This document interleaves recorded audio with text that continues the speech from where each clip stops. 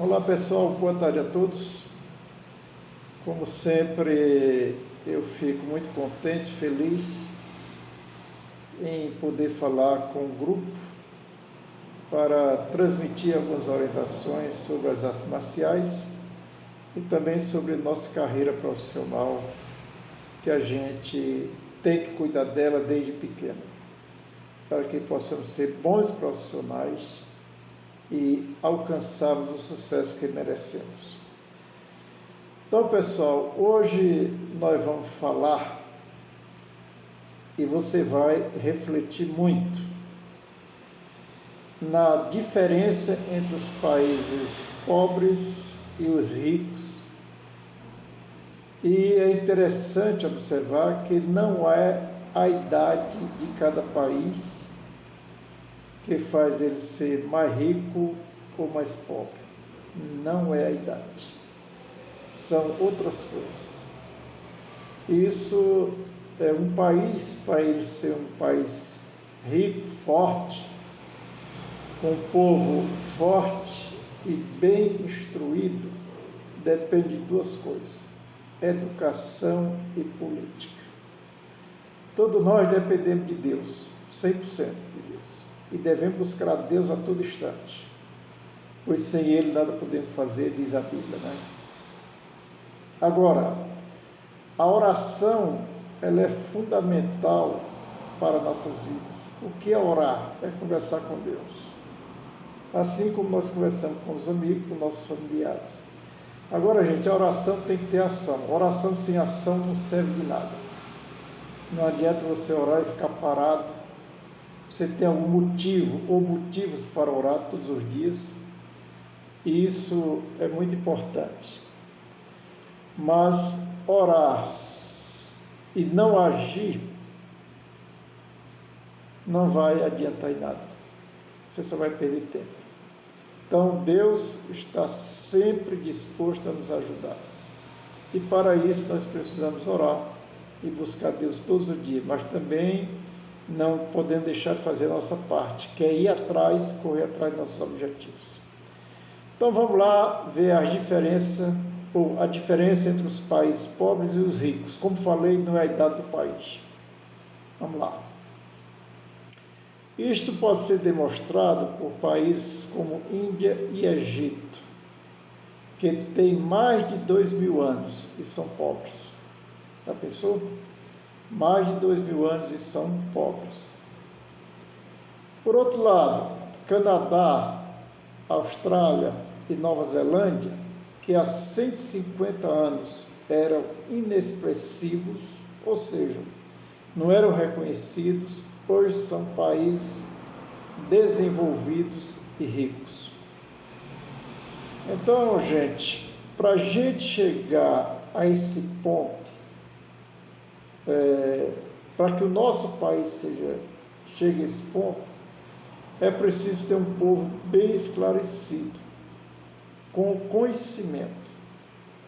Na Bíblia, nós encontramos a seguinte frase, ou o seguinte versículo, ou o seguinte comentário: o meu povo pereceu por falta de conhecimento. Perecer é morrer, como diz o velho ditado, morrer na praia, por falta de conhecimento. Então, o conhecimento é muito importante para cada um de nós, é fundamental.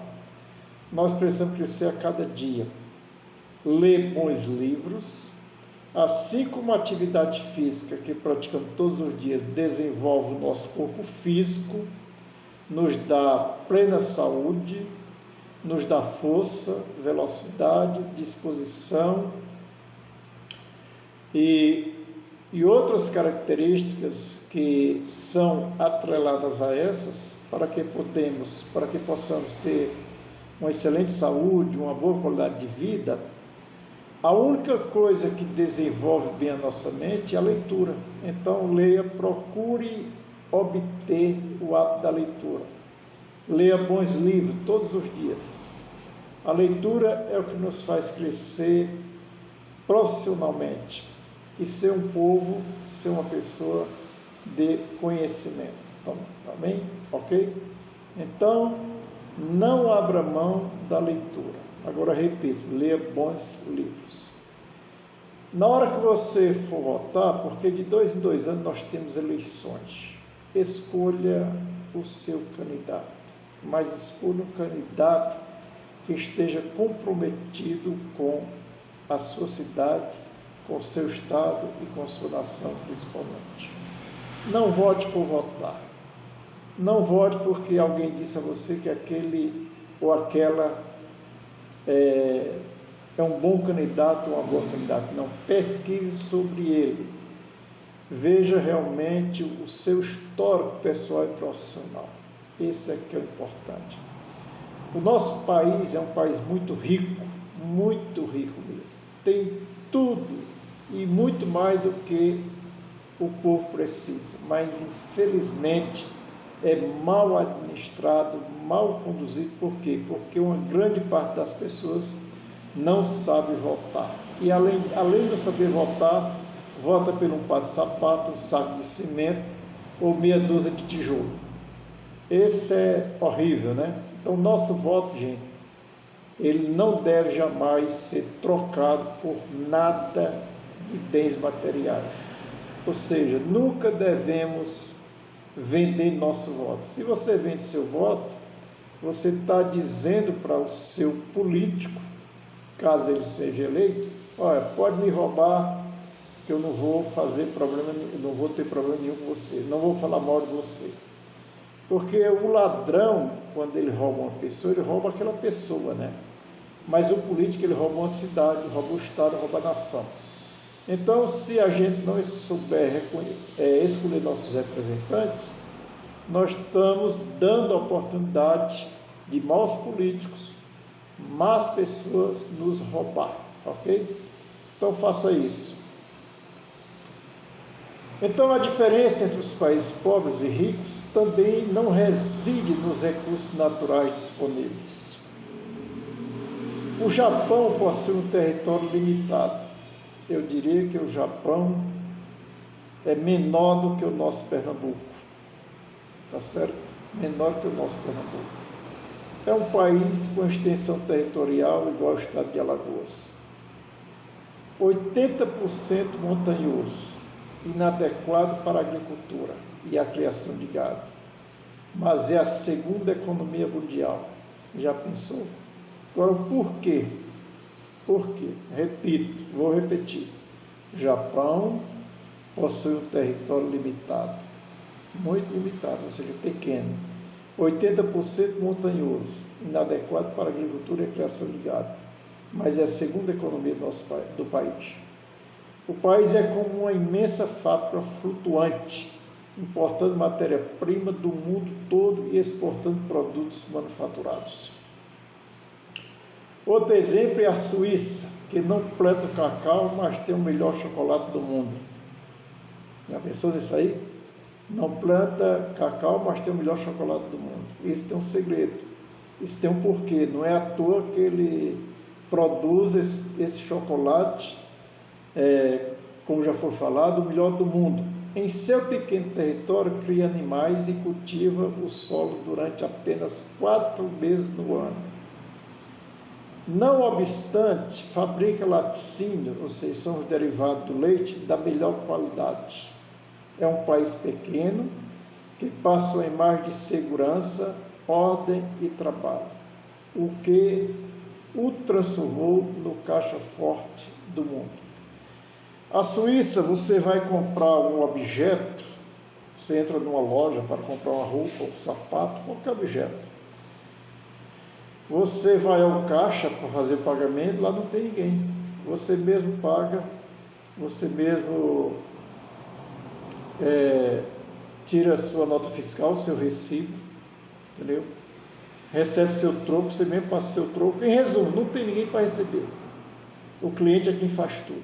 Já pensou isso aqui no Brasil? Mas essa situação, gente, pode mudar. Depende do povo. O povo é o poder supremo de uma nação. Não é o Supremo Tribunal que é o poder de nação. Não, o poder de nação é o povo. Primeiro Deus, segundo o povo. Tá certo? Então veja que país. É a Suíça. Ou seja, é um pequeno território, como falamos, cria animais e cultiva o solo durante apenas 4 meses do ano. É um país pequeno, mas que passa uma imagem de segurança muito forte. Ou seja, lá você não encontra policiais na rua como nós encontramos aqui. Eu nunca fui na Suíça, mas tem amigos que moram lá e já me informaram que é assim, é desse jeito. Você encontra um policial, um guarda, existe as Forças Armadas, existe, mas para segurança e soberania do país, não para vigiar a cidade ou saber quem está roubando e quem não está roubando. Não existe isso lá. É um policial muito longe um do outro, um guarda municipal, coisas desse tipo. Ok, gente? Executivos de países ricos que se relacionam com seus pares de países pobres mostram que não há diferença intelectual significativa, ou seja, não há diferença intelectual significativa. São executivos, nós estamos falando de executivos de países ricos que se relacionam com seus pares em países pobres.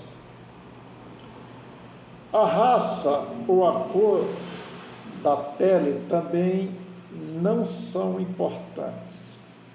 Imigrantes rotulados de preguiçosos em seus países de origem são a força produtiva de países europeus ricos.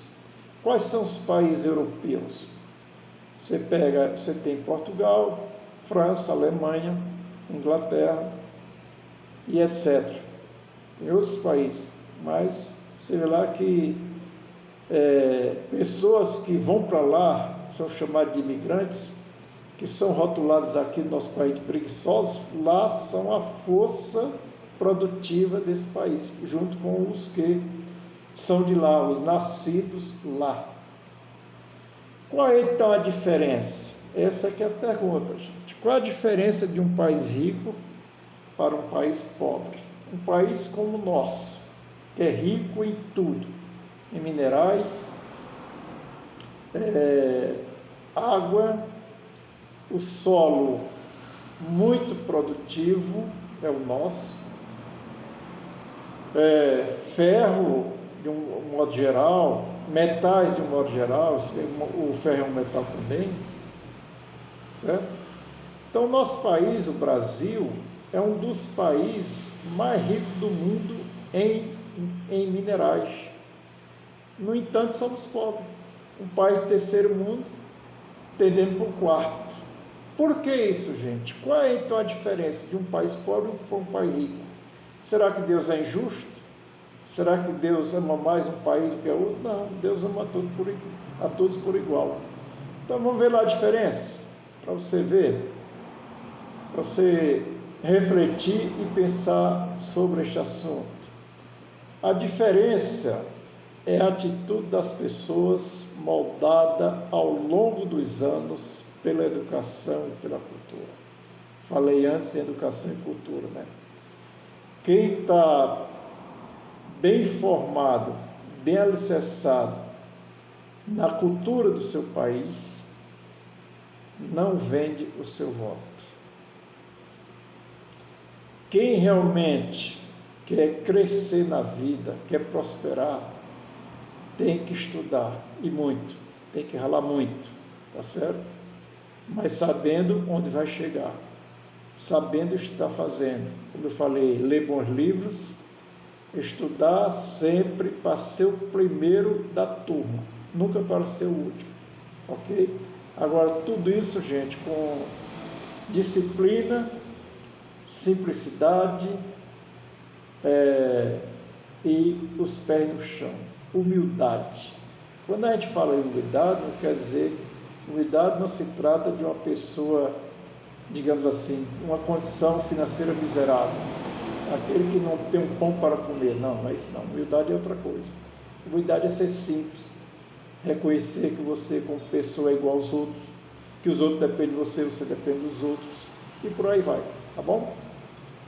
Continuando. Ao analisarmos a conduta das pessoas nos países ricos e desenvolvidos, constatamos que a grande maioria segue os seguintes princípios de vida. Quais são eles? Nós vamos ver. Você vai ficar abismado e vai dizer para si mesmo: por que eu não estou fazendo isso? Por que eu não estou vivenciando isso? Tá bom? A grande maioria segue os seguintes princípios de vida, ou seja, dos países ricos e desenvolvidos, como Estados Unidos, Alemanha, França, Inglaterra e outros. Então, são 9 princípios que eu quero que você anote no seu caderninho e siga à risca cada um deles para o seu melhoramento, para o seu crescimento profissional, pessoal e de toda a sua família, porque você não vai ficar com isso só para você. A ética, primeiro princípio, a ética como princípio básico. O que é ética, gente? Ética é fazer o que é certo, fazer o correto, não se omitir, tá certo? Por exemplo, você chega, vou dar só um exemplo, mas tem muitos. Você chega numa fila de um banco, vai pagar uma conta, e lá na fila você fica querendo furar a fila. Nós já vimos muito esse tipo de coisa, tá certo? Outra coisa que fala sobre ética, a relação é muito grande, mas como eu falei, é fazer a coisa certa. Você chega numa loja, compra um objeto, vai pagar, quando chega lá, a pessoa que recebeu a sua nota lhe dá o troco errado, ou seja, a mais. Digamos, vou dar um exemplo, ele era para lhe dar R$20 de troco, mas deu 30, deu 40. O que é que você faz? O que é que você deve fazer? Devolver. Não ser omisso, fazer de conta que está tudo certinho e vai embora sem falar nada. Quem vai pagar essa diferença? O funcionário que recebeu, está lá no lugar, está lá no caixa, quem vai pagar, certo? Segundo princípio, a integridade. O que é integridade? É ser íntegro. Uma pessoa íntegra, ela é uma pessoa correta, honesta e decente. Terceiro princípio, a responsabilidade. Gente, ninguém gosta de trabalhar com pessoas irresponsáveis. Trabalhar com pessoas que têm responsabilidade é muito bom. É aquele que não mente, é aquele que não trai o seu companheiro para tirar proveitos, tá certo? É aquele que diz assim: eu posso perder meu emprego, mas vou falar a verdade. Não fica acusando ninguém pelos seus erros. Isso se chama responsabilidade. Quarto princípio, o respeito às leis e regulamentos. Tá certo? É muito bom isso, o respeito às leis e regulamentos. Se é lei, nós temos que respeitar. Se é regulamento, nós temos que acatar e acabou. Quinto princípio, o respeito pelo direito dos demais cidadãos. Você, para ser respeitado, você tem que respeitar primeiro, para poder ser respeitado, ok? O respeito é muito bom e ele realmente é uma coisa básica, depende só de cada um de nós. O sexto princípio, o amor ao trabalho. O amor ao trabalho. Qual é seu trabalho? Não, eu sou gari. Ame seu trabalho. Faça um trabalho bem feito. Capriche naquilo que você está fazendo. Honre os seus chefes, seus patrões, seu supervisor, seus colegas de trabalho. Ame o seu trabalho. Faça um trabalho, como dizia os antigos, para homem nenhum poder feito. Tá certo? Seja íntegro, seja honesto, seja generoso para com todos. Agora, não seja bobo. Recomendo, não seja bobo. Porque tem gente que acha que para praticar essas coisas tem que ser bobinho. Nada disso.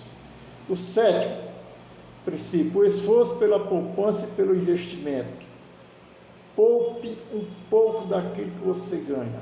Aí você vai dizer, ah, não dá, as coisas estão muito caras, realmente, concordo, está muito caro. Mas procure ver se você não está gastando R$10, ou R$1, ou 2 ou 3, que poderia poupar, tá certo? Algumas pessoas falam dessa forma, não dá para poupar porque eu ganho pouco, mas se ele ganhar muito vai ser a mesma coisa. Ele gasta dinheiro com outras coisas que não tem necessidade, né? Não tem necessidade, ok?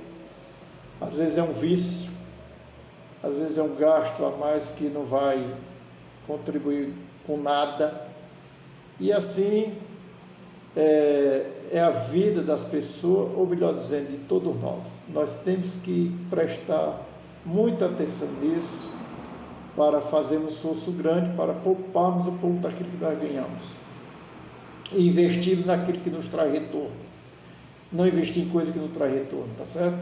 E eu aproveito este momento para lhe dizer, invista em sua saúde. O investimento da saúde é o maior investimento que você pode ter, tá certo, gente? E para você investir em sua saúde, você tem que ter uma atividade física e praticá-la. Não é só gostar, é praticar, ok?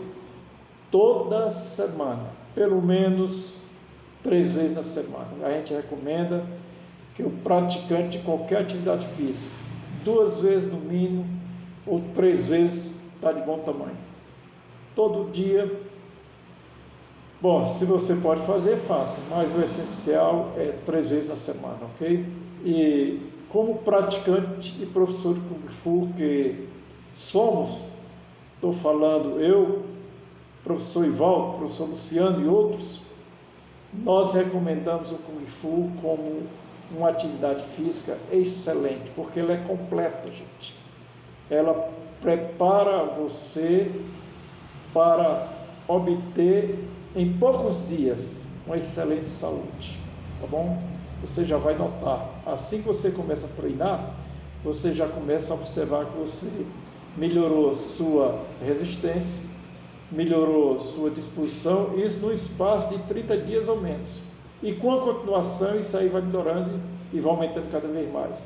Mais disposição, mais resistência, mais velocidade, mais equilíbrio, mais reflexo, mais tudo. Então, recomendo o Kung Fu para você. Faça, pratique, venha treinar com a gente. 8º princípio, o desejo de superação. Ó, gente, todos nós podemos alcançar isso. O desejo de superação. Você examina aqueles itens que você é bom na sua atividade profissional, pessoal, qualquer coisa. Aquilo que você já é bom, seja cada dia melhor. E aquilo que não está bom, procure superar. Procure lutar para que você também possa ter um bom rendimento e superar essa deficiência. E o 9º e último, gente, é a pontualidade. Seja pontual, seja verdadeiro, seja honesto consigo mesmo, para você mesmo. Isso só tem a somar na sua vida. Você praticando essas coisas, esses 9 itens, você só ganha. Não quer dizer que você não vai ter dificuldade. Você vai ter dificuldade, sim. Tem hora que você olha para um lado, para o outro e diz, e agora? O que é que eu vou fazer? Não, mas você tem uma saída, ou várias saídas. Nós temos um Deus, gente, que está acima de todo e qualquer problema. Agora você tem que ir atrás desse Deus. Tem que ir atrás da solução de cada problema que a gente enfrenta. Não é ficar em casa parado, de braços cruzados, eu vou orar aqui, Deus vai mandar um anjo aqui para resolver o problema. Não, Deus está disposto a nos ajudar, a nos auxiliar em tudo que for necessário, a nos dar as vitórias que precisamos. Agora precisa que nós corramos atrás. Agora é claro, aquilo que eu não posso fazer, Deus vai fazer. É o milagre, né? Porque só milagre só quem faz é Deus. Tá bom, gente? Então esses são os 9 princípios que eu queria falar para vocês. Aproveitem bem, anotem e pratiquem, ok? Boa tarde para todos, sucesso para todos, Deus abençoe a todos. Boa tarde.